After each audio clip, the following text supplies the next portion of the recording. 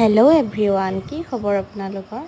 আজি বহুত দিনৰ মূৰত এটা দীঘল চাই ভিডিঅ' লৈ আহিছোঁ আপোনালোকৰ ওচৰলৈ ইউটিউবত সেনেকৈ ভিডিঅ' বনোৱা যোৱাই নাছিলে। ফেচবুকত বনাওঁতে ইউটিউবত দিবলৈকে পাহৰিয়ে যাওঁ জানেনে। সেইকাৰণে ভাবিলোঁ আজি ইউটিউবত এটা ভিডিঅ' বনাওঁ। তো এয়া ৰাতিপুৱাই মই উঠিছোঁ, 4টা বজাত সাৰ পাইছোঁ। আৰু ৰাতিপুৱাই চাওকচোন কিমান পোহৰ হৈ গ'ল ইমান সোনকালতে, আৰু এনেকুৱা গৰম পৰিছে। বহুত জেগাতে পৰিছে বাৰু গৰমটো। মানে কি যে হ'ব এই পৰিৱেশ পৰিস্থিতি আৰু নাজানো আৰু দেই। আমি মানে আমাৰ প্ৰজন্মই যিখিনি দেখিছোঁ, আমাৰ ল'ৰা ছোৱালীৰ দিনলৈ যে কেনেকুৱা গৰম হ'ব মানে ভাবিলেকে ভয় লাগে। সেইকাৰণে সকলোৱে গছ পুলি ৰুব, কাৰণ গছ গছনিবিলাক মানুহে কাটি কুটি পেলাই নোহোৱা কৰিছে। তাৰে কাৰণে গৰমটো ইমান পৰিছে। এতিয়া মানুহ থাকিব নোৱাৰা হৈছে গৰমত, নহয়নে বাৰু?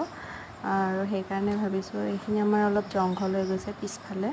মই ইয়াতে কচু, ভেন্দি, তাৰপিছতে জলকীয়া, বঙালী জলকীয়াটো যিটো আমি বি জলকীয়া বুলি কওঁ, তো সেইবিলাক চব ৰুইছিলোঁ বাৰু।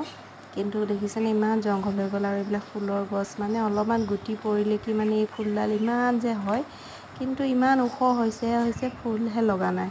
সেইকাৰণে বোলো ইমান জংঘল হৈ আছে, বিছা সাপ এইবিলাকো ওলায়। সেইকাৰণে মই আজি ৰাতিপুৱাই বোলো শুৱাৰ পৰা উঠি আজি এইখিনিয়ে চাফা কৰিম আৰু। সেইকাৰণে পূৰা টানি আছোঁ দেখিছেনে, কাৰণ মাটিটো টান হৈ গৈছে।